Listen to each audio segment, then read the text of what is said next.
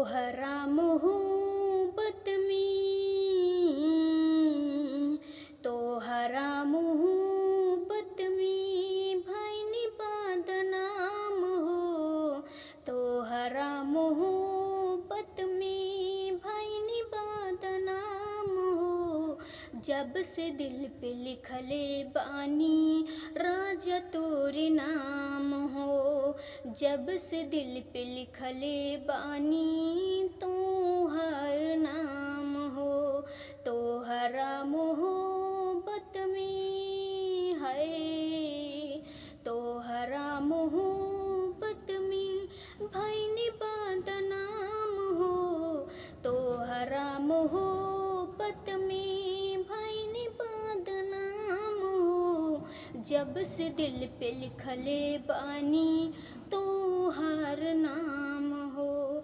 जब से दिल पे लिखले बानी राजा तोरी नाम हो।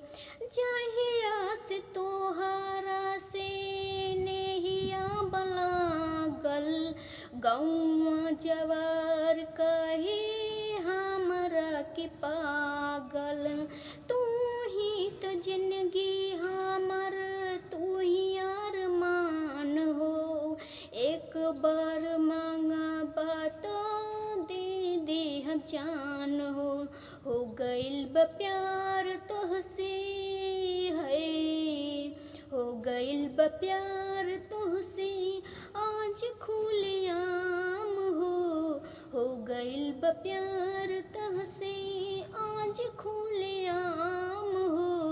जब से दिल पे लिखले बानी राजा तोरे नाम हो। जब से दिल पे लिखले बानी तोहर नाम हो। रेतिया प्रीतिया तो तोह से मिलल बा, दिला के बगिया में फूल हो खिलल बा। हमरे दिलवा के प्यार सिखावला, हमरा के आके तू आपन बनावाला।